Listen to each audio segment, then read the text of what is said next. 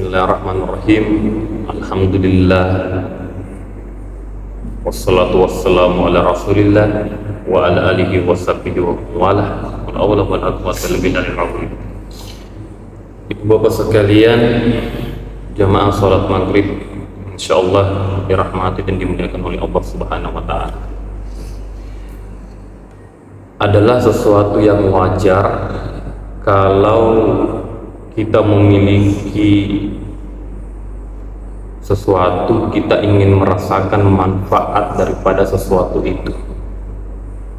Apa gunanya kita punya televisi yang gambarnya terang kalau mata itu buta? Apa gunanya kita punya sepatu yang bermerek kalau kaki lumpuh? Begitulah apa gunanya kita punya yang namanya iman, tapi kita tidak bisa merasakan manisnya, nikmatnya iman tersebut. Nah, orang yang merasakan manisnya iman, orang yang merasakan nikmatnya iman, manis rasanya ketika dia sholat, dia ruku, dia sujud, bersujud kepada Allah. Orang yang merasakan manisnya iman, manis rasanya ketika dia berpuasa, berlapar untuk Allah. Orang yang merasakan manisnya iman, manis rasanya ketika dia menginfakkan sebagian hartanya di jalan Allah. Manis rasanya ketika dia menunaikan umroh, menunaikan haji, berhaji untuk Allah Subhanahu wa taala. Lainnya itu, Nabi mengajarkan untuk bisa merasakan manisnya iman, nikmatnya dalam kita beribadah. Nabi mengajarkan 3 hal.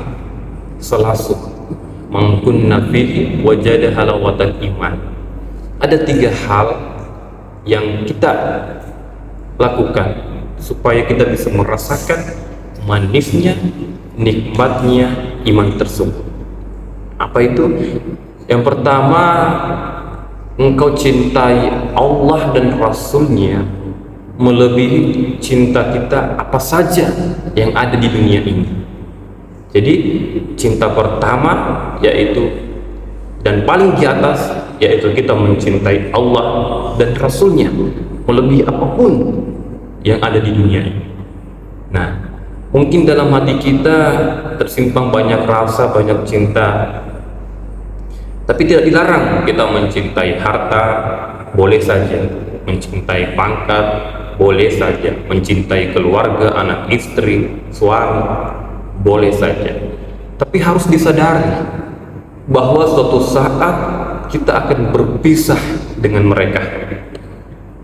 Apakah kita dulu yang meninggalkan mereka atau mereka yang meninggalkan kita? Tapi kalau sudah cinta kepada Allah dan Rasulnya, sampai kapanpun kita selamanya tidak akan pernah berpisah. Dan di sanalah mestinya rasa cinta itu kita perbanyak, yaitu cinta kepada Allah dan Rasulnya.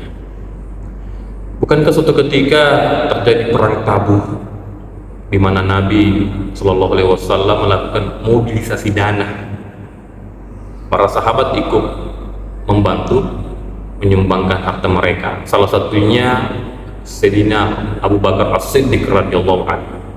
Abu Bakar begitu banyak membawa harta sampai Nabi bertanya, "Ya Abu Bakar, begini banyak harta yang kau bawa ini, kau pakai sumbangkan di jalan Allah, kau pakai sumbangkan untuk mempertahankan akidah, untuk mempertahankan keyakinan.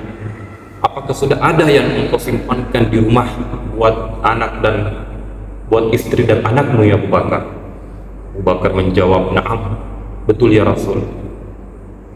Aku simpankan, aku titipkan rasa cinta kepada Allah dan Rasulnya kepada keluarga.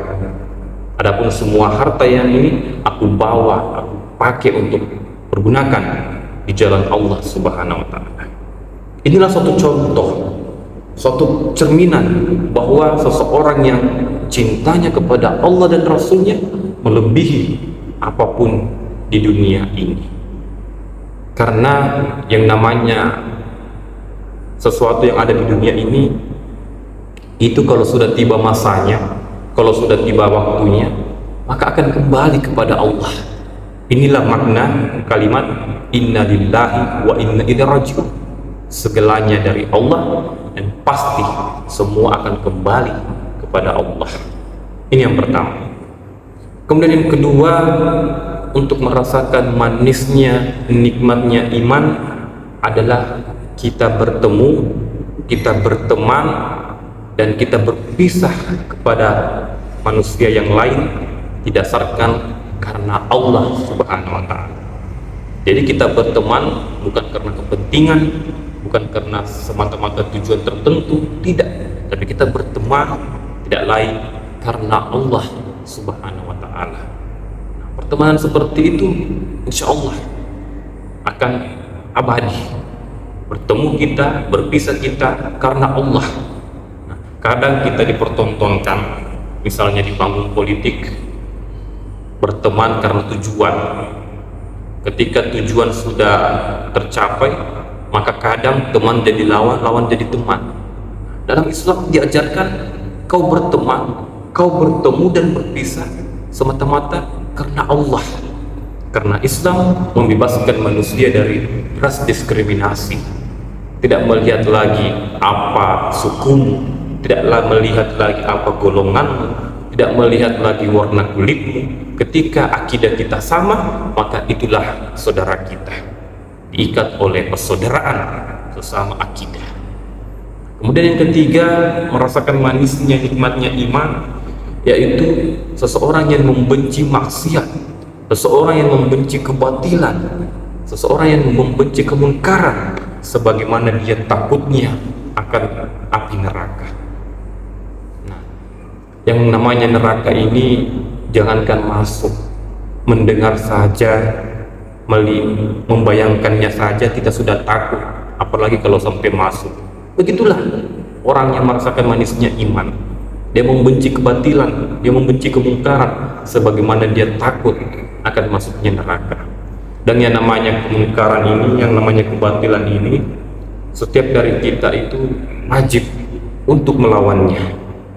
Nabi mengajarkan muslimin lawan kebatilan itu dengan tangan. Kalau kau tidak bisa melawan dengan tangan, lawan dengan lisan.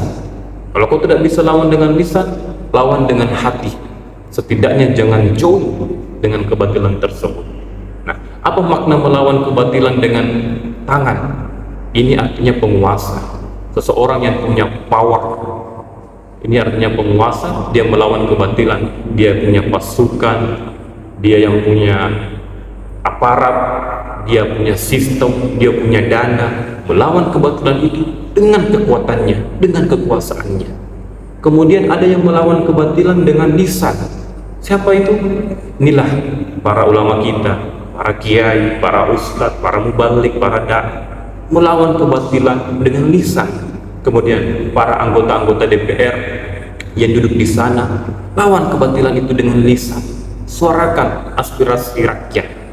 Nah, kemudian ada juga yang melawan kebatilan tidak bisa dengan tangan, tidak bisa dengan lisan, melawan kebatilan dengan hati. Siapa itu? Ya, ini kebanyakan masyarakat.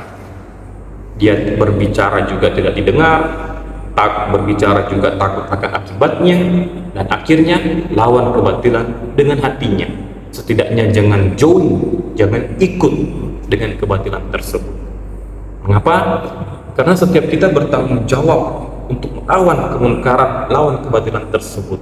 Karena apabila ada di antara kita yang melakukan kemaksiatan, melakukan kemungkaran, melakukan kebatilan, maka ketika Allah memberi hukuman datang, yang terkena itu bukan hanya orang yang berbuat maksiat saja, bukan saja orang-orang yang berbuat keji, tapi orang yang beriman di dalamnya pun juga ikut terkena.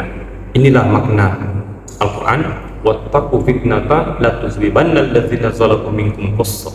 Takutlah akan kemungkaran, kemaksiatan yang ketika hukuman datang dari Allah, yang terkena bukan hanya orang-orang yang keji di antara kalian, tapi orang-orang yang baik yang beriman pun juga akan ikut terkena.